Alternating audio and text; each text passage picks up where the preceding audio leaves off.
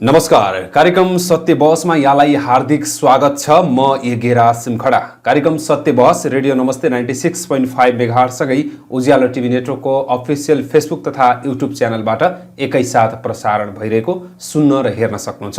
कार्यक्रम सत्य बहसलाई प्रायोजन गरेको छ जो गणपति बाबा फर्निचर उद्योग ब्लक नम्बर 14 अर्थात् टिकापुरको ब्लक नम्बर 14 मा अवस्थित छ र त्यहाँ सम्पूर्ण घरयासी तथा अफिस प्रयोजनका लागि चाहिने सामग्रीहरू र फर्निचरका सामग्रीहरू उपलब्ध छन्। आदरणीय दर्शकबिनहरू, कार्यक्रम सत्य बहसमा विभिन्न सत्य कुरालाई चाहिँ हामी चिरफार गर्छौं, अर्थात् सत्य कुरालाई अझ प्राथमिकताका रूपमा राख्छौं भने असत्यलाई चाहिँ चिरफार गरेर त्यसको अपरेसनसम्म गर्ने हाम्रो प्रयास र प्रयत्न रहन्छ। यसको विषयमा हामी कुराकानी गर्नको लागि आज हामीसँग टिकापुर क्षेत्रको राजनीतिलाई पनि भनौं या यो क्षेत्रको राजनीति, यो क्षेत्रको विकास, यो क्षेत्रका लागि केही गरौं भनेर लागिरहेका एकजना व्यक्तिसँग कुराकानी गर्नेछौं। कुराकानी गर्नको लागि नागरिक उन्मुक्ति पार्टीका भारत विभाग प्रमुख तथा केन्द्रीय कमिटी सदस्य समेत रहनुभएका टिकाराम सुनारसोभ हाम्रो स्टुडियोमा हुनुहुन्छ। नागरिक उन्मुक्ति पार्टी भित्रका विभिन्न विषयमा कुराकानी गर्नेछौं र यस क्षेत्रको विकासको कुरा गर्नेछौं र यस क्षेत्रभित्र भइरहेको जातीय सम्प्रदाय एक प्रकारको जो घटना घटेको छ 2072 सालको घटना पछाडिको यहाँको सेरोफेरो, यहाँको राजनीतिक, यहाँको जात जातिले एकअर्काप्रति गर्ने सद्भावको कुराकानीका विषयमा हामी कुराकानी गर्नेछौँ। कुराकानी गर्नको लागि हामीसँग मैले अघि पनि भनिसके नागरिक उन्मुक्ति पार्टीका भारत विभाग प्रमुख समेत रहनुभएका अर्थात् केन्द्रीय कमिटीका सदस्य समेत रहनुभएका टिकाराम सुनारसोभ हाम्रो स्टुडियोमा हुनुहुन्छ। टिकारामजी, यहाँलाई स्वागत छ। नमस्कार, धन्यवाद हजुरलाई। आराम हुनुहुन्छ? हजुर, आराम सर। हजुर, हामी राजनीतिक बहसको विषयमा अर्थात् राजनीतिको पेरोफेरोमा रहेर बहस गर्छौँ। अब टिकापुरको राजनीतिको विषयमा कुराकानी गर्ने हो भने 2072 सालको घटना पछाडिको एक प्रकारको राजनीति अर्कै मोड लिएको देखिएको छ। तपाईलाई म पहिलो प्रश्न त के सोधौँ भने नागरिक उन्मुक्ति पार्टी के को लागि र कसका लागि र कसको पार्टी भएर जन्मिएको, पहिलो प्रश्न यो रहन्छ। नागरिक उन्मुक्ति पार्टी भनेको एउटा नेपाली नागरिकको पार्टी हो। हामी नेपालमा बस्ने जति पनि नेपालीहरू छौँ, सम्पूर्ण नेपालीहरू मिलेर यो बनाएको एउटा नागरिक उन्मुक्ति पार्टी हो। नागरिकको मुक्ति हुनको लागि नागरिक उन्मुक्ति पार्टी भनेर हामी पार्टीको नाम राखिएको हो। र अहिले जुन 2072 पछिको जुन कुरा हजुरले गर्दै हुनुहुन्छ, टिकापुरको विकासको बारेमा जो अहिले एक किसिमको अलपत्र जस्तै परिरहेको हामीले देखिरहेका छौँ।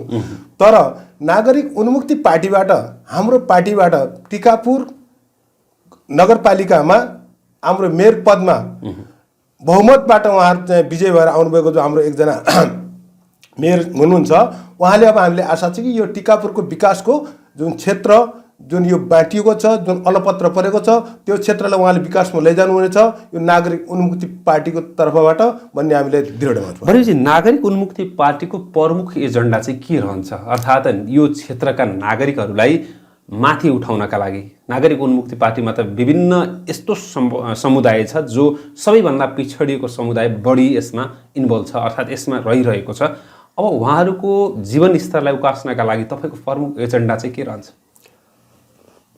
हाम्रो नागरिक उन्मुक्ति पार्टीमा पिछडिएका वर्ग आउनुको खासै कारण के हो त भन्दा हाम्रो नेपालका जो ठुला ठुला राष्ट्रिय पार्टी बनाउँदाहरू छन्, जो ठुला ठुला पार्टीहरूले हाम्रो समुदायलाई, हाम्रो पिछडिएको वर्गलाई, हाम्रो अल्पसङ्ख्यक जो समाज छ त्यो समाजलाई उहाँहरूले कहिले पनि सहानुभूति दिनु भएन, उहाँले संरक्षण कहिले पनि गर्नु भएन।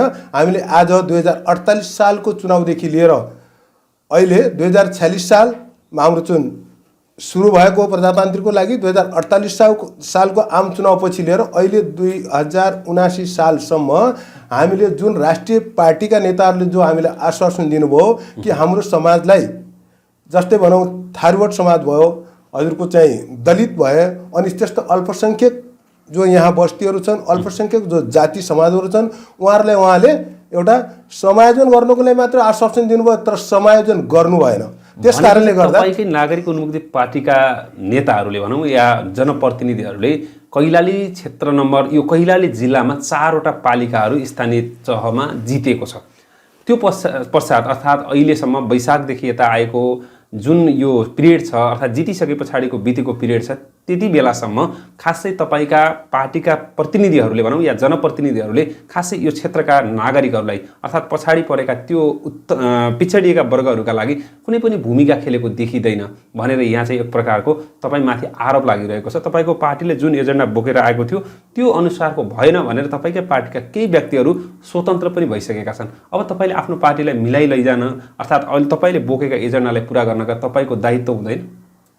अहिले भर्खरै स्थानीय चुनाव पश्चात लगभग 6 महिनापछिको जुन हाम्रो पार्टीले अहिले जो आम निर्वाचनमा भाग लिइरहेको छ त यो पिरियडभित्र जो हाम्रो 4-6वटा जो पनि नगरपालिका नगरमा जो हाम्रो प्रतिनिधिहरू हुनुहुन्छ उहाँहरूले अहिले भर्खरै सुरुवात हुँदै तुरुन्तै यो आम निर्वाचन आएको हुँदा सायद केही कमी परेको होला, तर उहाँहरू लागिरहनु भएको छ, एकदम लागिरहनु भएको छ नेपाली नागरिकको लागि र टिकापुर क्षेत्रको पिछडिएको वर्गको लागि र पिछडिएको जो समाजले गरेको जो छ कामहरू उसको बारेमा र यो नगरको लागि जो गर्नेछ त्यो कामहरू उहाँहरूले सुरुवात गरिराख्नु भएको छ।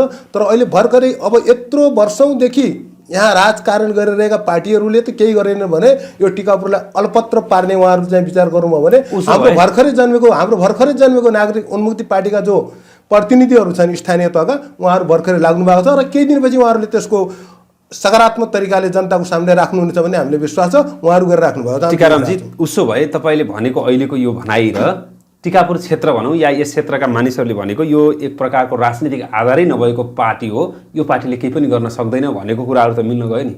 होइन, राजनीति पार्टी आधारै नभएको भने यहाँभन्दा अगाडिका पार्टीहरूको पनि त पहिला जन्मदा कुन आधार थियो र थिएन?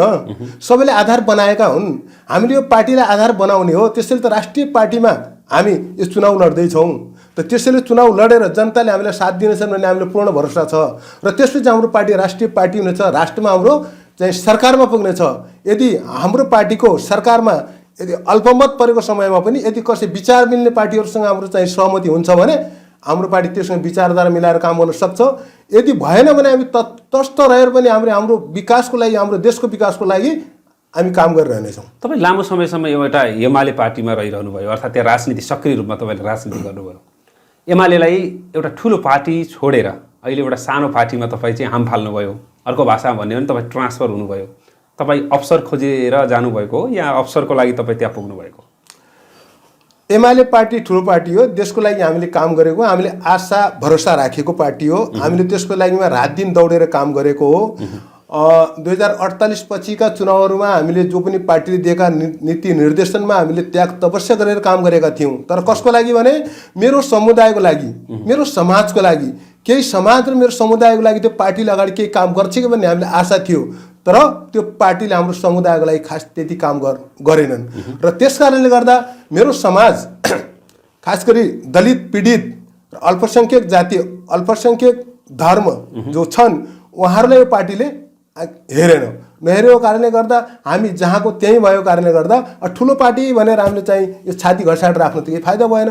तर त्यसै कारणले गर्दा जुन नयाँ भर्खरै जन्मेको नागरिक उन्मुक्ति पार्टी जुन छ उसका नीति निर्देशन र उसका नीतिहरू हेर्दा कि हाम्रो समाजलाई त्यहाँ केही राम्रो बराबरीको स्थान छ, त्यहाँ सम्मान छ, हाम्रो समाजलाई अगाडि बढाउने कहाँनिर छ भने यो राजनीतिक मामला हो, एक प्रकारको राजनीतिक हडकण्डा हो पनि भन्छन् होइन? तपाईँलाई एक प्रकारको जुन थारूको माग र मुद्दालाई बढी प्राथमिकता दिएर उठेको पार्टी अर्थात् थारूबाट जन्मिएको पार्टीमा अरू पहाडी समुदायहरू जानु त्यो अवसरको खोजीमा गएका हुन्। अर्थात् अर्को भाषामा भन्ने हो भने अरू नेताहरूले, अरू कार्यकर्ताहरूले के भन्छन् भने नागरिक उन्मुक्ति पार्टी त एउटा फोहोरको डस्टबिन भइसक्यो, किनभने अरू ठाउँबाट काम नलागेका मान्छेहरू गएर त्यहाँ बस्छन् भनेर तपाईँहरूमाथि चाहिँ एउटा आरोप आउँछ। तपाईँ खासै अर्को ठाउँबाट काम नलागेर त्यहाँ जानुभएको हो र? नागरिक उन्मुक्ति पार्टी पनि नेपाली नागरिकको पार्टी हो, त्यो कुनै थारूको मात्र पार्टी होइन, त्यहाँ सम्पूर्ण नेपालीहरूको लागि स्थान छ, सम्पूर्ण नेपालीहरूलाई विकासको लागि त्यो पार्टी बनाएको, त्यसैले नागरिक उन्मुक्ति पार्टी भनेर नाम राखिएको। यदि थारूको मात्रै पार्टी भएको भए त त्यो पार्टीको नाम थारू वोट रहन्थ्यो होला, थारू पार्टी भनेर रहन्थ्यो होला, चौधरी पार्टी भनेर रहन्थ्यो होला, तर त्यहाँ त्यो त छैन नि नाम। हामीले त नागरिक उन्मुक्ति पार्टी नेपाली नागरिकको मुक्ति हुनको लागि, अल्पसङ्ख्यक जनजातिको त्यहाँ मुक्ति हुनुको लागि र पिछडिएका वर्गको मुक्ति हुनुको लागि नागरिक उन्मुक्ति पार्टी भनेर यो समग्र नेपालीहरूको लागि, नेपालभरिकै लागि, समग्र नेपालीहरूको लागि यो पार्टीको नाम राखिएको। थारूको पार्टीमै गएको भन्ने यो चाहिँ सरासर गलत हो। भनेपछि तपाईँ एउटा छोटो समयमा पार्टी जन्मेको छोटो समयभित्र आफ्ना नेता कार्यकर्ताहरूलाई एक ठाउँमा राख्न सक्नु भएन। तपाईँबाट 2 जना मान्छेहरू पाइरिए, अर्थात् गणेश चौधरी र लक्ष्मण कठरिया चाहिँ स्वतन्त्र उम्मेदवारको रूपमा अहिले हाबी हुनुभएको छ। तपाईँको पार्टीलाई धक्का पुगेन? उहाँहरू महत्त्वकांक्षी व्यक्ति हुनुहुन्छ। उहाँले महत्त्वकांक्षीको लागि जो राजनीति गर्नुमा हाम्रो पार्टीमा आएर उहाँले आफ्नो फाइदा उठाएर फाइदा पूर्ण रूप तरिकाले उहाँले फाइदा नमिलेको कारणले गर्दा उहाँले आज गणेश चौधरीले भनिसक्नु भएको छ, गणेश कुमार चौधरीले हाम्रै स्टुडियोमा यही कार्यक्रममा उहाँले बोलेर भन्नुभएको छ, यो थारूको पार्टी भएन, अर्थात् थारूका मागहरू मध्यनजर गरेन। एक प्रकारको तपाईँको चाहिँ एउटा यो जुन कुरा उठाएर जुन एजेन्डा पहिला उठाएको थियो त्यो एजेन्डा चाहिँ पुरा भएन। अब त्यसले चाहिँ एउटा परिवारवाद हाबी गर्यो। बर्दियामा गएर रेशम चौधरी बाहेक अरू कोही थिएन, अर्थात् रेशम चौधरी पछाडि अरू मान्छे कोही त्यहाँको कार्यकर्ता थिएन। रेशम चौधरी नभएपछि उनका बुवालाई किन उठाइयो भनेर यही कार्यक्रममा उहाँले भनिसक्नु भएको छ। तपाईँले त्यो एउटा परिवारवाद हाबी भएको पार्टी भनेर तपाईँले स्वीकार्न किन सक्नुहुन्न? होइन, परिवारवाद हाबी भएको देखिँदैन। परिवारवाद हाबी भएको भए त उहाँलाई किन स्थान दिन्थ्यो र? पार्टीले उहाँलाई पनि त प्राथमिकता दिएको हो। पार्टीले उहाँलाई प्राथमिकता दिइसकेको पछि उहाँले आफ्नो महत्त्वकांक्षी पुरा गर्न सक्नु भएन। त्यो कारणले गर्दा उहाँ पार्टीको बागी भएर जानुभयो। तर पार्टी परिवारवाद होइन। पार्टीमा त्यहाँ समग्र नेपालीहरू छन्, त्यहाँ ब्राह्मण पनि छन्, त्यहाँ क्षेत्री पनि छन्, त्यहाँ जनजाति पनि छन्, त्यहाँ खस आर्यहरू छन्, त्यहाँ दलितहरू छन्, त्यहाँ अल्पसङ्ख्यका व्यक्तिहरू पनि छन्। सम्पूर्ण नेपालीहरू मिलेर बनाएको पार्टी हो त्यो, परिवारवादको पार्टी होइन। यदि परिवारवादको पार्टी भएको भए त रेशम चौधरीको परिवार मात्र हुन्थ्यो अथवा चौधरी जाति मात्र हुन्थ्यो। तर त्यहाँ त सम्पूर्ण नेपाली। उहाँले त के भन्नुभएको छ भने भोट मात्रै चौधरीका हुन्, अर्थात् थारू जातिका भोट मात्रै आउने हुन्, भोट काट्न अर्थात् भोट लिनका लागि एउटा त्यो प्रोपोगन्डा बनाइएको हो। माथिल्लो तहमा हेर्ने हो भने एउटा केन्द्रीय समिति अर्थात् केन्द्रीय कमिटीको भाइजर पोस्टमा हेर्ने हो भने सबै मान्छेहरू चाहिँ अमुक जातिका छन्, अर्थात् थारूका जातका छैनन् भनेर उहाँले चाहिँ आरोप लगाउनु भएको छ। एक प्रकारको थारूहरूलाई चाहिँ समेट्नु पर्दैन तपाईँहरूले? होइन, नेपाली नागरिक उन्मुक्ति पार्टीमा थारूहरूको पार्टी मात्रै भनेर त्यो चाहिँ विरोध गर्ने सरासर गलत हो। प्रतिद्वन्द्वीहरूको हामी के भन्छौँ भने माथि माथि जो अरू आउने भनेको सबै जोसँग ज्ञान छ त्यहाँ सबै नेपालीको, जोसँग जति क्षमता छ, जसले जे जति काम गर्न सक्छ, जसले देशको लागि विकास गर्न सक्छ, आफ्नो क्षेत्रको लागि विकास गर्न सक्छ, हाम्रो समाजको लागि विकास गर्न सक्छ, जो थारूहरूप्रति उहाँहरूको दृष्टिकोण सही हुन्छ, ती व्यक्ति नेपाली नागरिक नेपालभरिबाट कुनै पनि व्यक्ति पार्टीको प्रतिनिधित्व गर्न सक्छ। यो थारूहरूले मात्र गर्ने हो, यो दलितहरूले मात्र गर्ने हो, यो ब्राह्मणहरूले मात्र गर्ने हो भन्ने त्यो नीति हाम्रो नागरिक उन्मुक्ति पार्टीमा छैन। सम्पूर्ण नेपालीहरूको बराबर हक छ। सम्पूर्ण नेपालीले देशको विकासको लागि काम गर्नेछन्, सम्पूर्ण नेपालीहरूले आफ्नो समाजको लागि काम गर्नेछन् भनेर नेपाली नागरिक उन्मुक्ति पार्टी भनेपछि नागरिक उन्मुक्ति पार्टी जसरी उत्पत्ति भएको थियो अर्थात् जसरी यसको जन्म भएको थियो, जुन आधारमा टेकेर जन्म भएको थियो त्यो अनुसार भएन। यो छोटो पिरियडमा नि त्यसले चाहिँ धार चेन्ज गर्यो भनेर चाहिँ आरोप लागिरहेछ क्या तपाईँको पार्टीलाई? छोटो समयमा हाम्रो पार्टीले ठुलो उपलब्धि गरेको देखिएको रहेको छ। सम्पूर्ण यहाँ कैलालीमै भनौँ हाम्रो टिकापुर वरिपरिका 3-4वटा नगरपालिका र गाउँपालिकाहरू जो छन्, जो हाम्रो स्थानहरू आएको छ र त्यो प्रभाव नेपालभरिपट्टि रहेको छ कि एउटा सानै भर्खरै जन्मेको पार्टीले यति ठुलो उपलब्धि गरेको छ भने भोलि यदि त्यो पार्टी राष्ट्रिय पार्टी भइसकेपछि त देशको विकास अझै छिटो गर्न सकिन्छ भन्ने सम्पूर्ण नेपालीहरूले हाम्रो पार्टीमाथि आस्था राख्नु भएको छ। उहाँहरूलाई हामीले धन्यवाद दिएका छौँ। हामी खुसी छौँ र हामी गर्ने पनि छौँ। हामी देशको लागि र हाम्रो समाजको लागि नागरिक उन्मुक्ति पार्टीको झन्डालाई लिएर देशको झन्डा हामी कहिल्यै पनि निहुराउने छैनौँ भनेर त्यो प्रतिज्ञाबद्ध भएर हामी देशको लागि काम गर्नका लागि नेपाली नागरिक उन्मुक्ति पार्टीमा सम्पूर्ण नेपालीहरूलाई स्थान दिएको छ।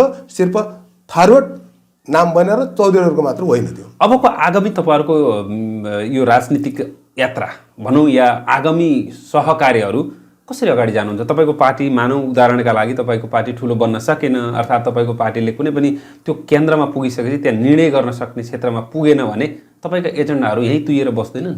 पुग्छ, किन पुग्दैन? पुग्छ भनेर हामीले आधार के छ? किन आधार के हो अरे हामीसँग जनमानसहरू छन्, सम्पूर्ण नेपाली जनताहरू हाम्रो साथमा छन्, यो क्षेत्रका जनता हाम्रो साथमा छन्, सम्पूर्ण जनजातिका यहाँ कोही पक्षपात छैन। यहाँ हामीलाई भरोसा छ। हामीलाई सबै हाम्रो जुन क्षेत्रको एक जस्तै क्षेत्र नम्बर 1 टिकापुर भनौँ, टिकापुरभित्र बसोबास गरिरहनुभएका सम्पूर्ण जनताहरूले नागरिक उन्मुक्ति पार्टीलाई साथ दिएका छन्। त्यो हामीलाई थाहा छ। अवश्य जित्नेवाला छ। जितेपछि हाम्रो पार्टी राष्ट्रियकरण हुनेछ। राष्ट्रियकरण भइसकेपछि त राष्ट्रलाई काम गरिहाल्छौँ हामी। आज यदि भएन अर्को ठाउँबाट होला, त्यहाँ भएन हाम्रो चाहिँ देशैभरिबाट चाहिँ 42 स्थानमा प्रतिनिधि सभाको लागि उम्मेदवारहरू हुनुहुन्छ हैन। अब अहिले चाहिँ हामीले चाहिँ सुरुवातमै हाम्रो यत्रो चाहिँ कदम हामीले उठाएका छौँ भने पछि गएर त हामी एकदमै हामी सिडी चढ्नमा हामी सफल भइहाल्छौँ। हामी अब कार्यक्रमको लगभग अन्तिममा छौँ। कार्यक्रमको अन्तिममा म तपाईँले एउटा प्रश्न के सोधिहालौँ भने टिकापुर क्षेत्र भनौँ या यस कैलाली क्षेत्रमा तपाईँको पार्टी चाहिँ एउटा बलियो पार्टीको आधार पनि छँदैछ, त्यसको पछाडि पनि तपाईँको एउटा नेपालमा चाहिँ एक प्रकारको वाम गठबन्धन भनौँ या लोकतान्त्रिक वाम गठबन्धनले तपाईँले कतिको चुनौती गर्ला? लोकतान्त्रिक वाम गठबन्धनले जुन गठबन्धन गरेको छन् 4-5 वटा पार्टीहरू मिलेर, त उहाँहरूले हाम्रो पार्टीले के असर गर्न सक्दैन। हामीले भर्खरै देखेको छौँ भारतमा एउटा मोदीप्रति 28 वटा पार्टीहरूले गठबन्धन गरेका थिए। हजुर, जब उति बेला मोदी भारतीय जनता पार्टीका 272 वटा सिटहरू थिए, उनीहरूले भन्दै थिए हामी 300 को पार गर्छौँ भनेर। तर उनीहरूले 28 वटा पार्टीले गठबन्धन गरिसकेपछि पनि भारतीय जनता पार्टी एउटा एक्लै पार्टीले उसले चाहिँ 304 वटा सिट ल्याएर देखायो भने जो सत्य र सिद्धान्तवादी व्यक्ति हुन्छ, पार्टी हुन्छ, उसलाई कसैले तोड्न सक्दैन। यहाँ वाम गठबन्धन, नेपाली काङ्ग्रेस या जति पनि गठबन्धन भएर 6, 7, 8, 10 वटा पार्टीहरूले गठबन्धन गरे पनि नागरिक उन्मुक्ति पार्टीलाई उहाँले तोड्न सक्नुहुन्न। नागरिक उन्मुक्ति पार्टीलाई पाउने जो भोट छ पाउँछ र जित्छ र जान्छ पनि अगाडि। भनेपछि नागरिक उन्मुक्ति पार्टीको ब्याक गियर छैन, गियर चाहिँ एकदम फास्ट रूपमा चलिरहन्छ। अब म तपाईँले एउटा चाहिँ कार्यक्रमको अन्तिममा एक प्रकारको प्रश्न सोध्छु, किनभने तपाईँ भारतमा लामो समयदेखि बस्नुभएको छ अर्थात् भारत प्रमुख पनि हुनुभएको छ। नेपालका राष्ट्रिय जनताहरू भनौँ या नेपालका राष्ट्रिय युवाहरू जो छन् तिनीहरू चाहिँ वैदेशिक रोजगारमा जानेहरूको क्रम भनेको रोकिएको छैन।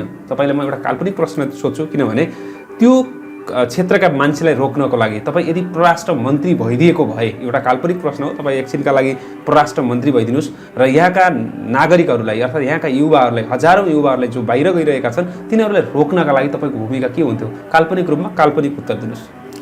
त्यो हाम्रो यदि सरकार संसदमा, सङ्घीय संसदमा यदि हाम्रो पार्टीको सरकार भयो भने त्यो अवश्य रोकिनेवाला छ। किनभने देशमै कई प्रकारका उद्योग धन्दाहरू छन्, कई प्रकारका उपलब्धिहरू छन्, तर यो सरकार चाहिँ गर्न सकेन।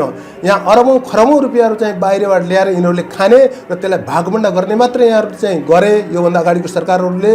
तर देशको उपलब्धि र जनताको युवाहरूलाई विदेश खाडीमा जाने, त्यहाँ उनीहरूलाई पढेको विदेश खाडीमा त पठाउँछन् तर त्यहाँ उनीहरूलाई जो पढेको समस्या छ त्यसलाई पनि समाधान गर्दैनन्, त्यसलाई वापस ल्याउने काम पनि उनीहरूले गर्दैनन्, फिर्ता गर्ने काम पनि गर्दैनन्। भने हाम्रो पार्टी जुन दिन सरकार बन्छ नेपालमा, त्यो दिनमा विदेशमा जाने नेपालीहरूको लागि नेपालमै रोजगार र नेपालमै व्यवस्था अवश्य गर्नेछ। त्यो हामी एकदम कर्मठ तरिकाले हामी काम गर्नेछौँ। र अर्को कुरा रह्यो विदेश नीतिको बारेमा, आज यिनीहरूले जो गर्छन् नि, कहिले यो हजुरको चाहिँ इन्डियाले गर्छ, कहिले चाइनाले गर्छ, कहिले कसले गर्छ भनेर जो हामीहरूको जो जनताहरूको दिमागलाई यिनीहरूले बाँटिरहेका छन्, सरकारमा बसेका नेताहरूले जो आज गठबन्धन गर्दैछन् उनीहरूले गरिरहेका छन्। र सरकारमा सिटको लागि पनि महत्त्वाकांक्षी उहाँहरूले जो काम गर्नुभयो उहाँले जनताको लागि गर्नुभएको होइन। यदि जनताको लागि गर्ने हो त अरबौँ खरबौँ डलरहरू आइरहेका छन् विदेशबाट नेपाललाई सहयोगको लागि, त्यो देश विकासमा लाउने हो भने आज विदेशमा जानु पर्दैन हुन्थ्यो होला। आज नेपाली विद्यार्थीहरूले यहाँ राम्रोसँग डिग्री गरेर पनि उहाँहरूले नोकरी पाउनु भएको छैन, त्यसको लागि पनि भारतमा गएर दण्ड हान्नुपर्ने स्थिति, मलेसियामा गएर भाडा दिनुपर्ने स्थिति, अस्ट्रेलियामा गएर भाडा दिने स्थिति, विद्यार्थी नाताले गएर त्यहाँ चाहिँ काम गर्नुपर्ने स्थिति, यो हाम्रो यहाँका गठबन्धन सरकारका जो आजका नेताहरू छन् उहाँहरूको कारणले गर्दा भएको। उहाँले देशमा विकास गर्न उहाँहरूको चाहना थिएन, उहाँ गर्दा पनि गर्नुहुन्न। जब हाम्रो नागरिक उन्मुक्ति पार्टी जितेर सङ्घीय सरकारमा जुन दिन आउला त्यो दिनमा विदेश जाने नेपालीको लागि एकदमै बन्द हुन्छ। यही नै रोजगारीको हाम्रो चाहिँ सृजना सुरु भइहाल्छ। हस्, धन्यवाद। आफ्नो अमूल्य समय दिएर हाम्रो कार्यक्रममा आइदिनु भयो, त्यसको लागि धेरै धेरै धन्यवाद। धन्यवाद हजुरलाई।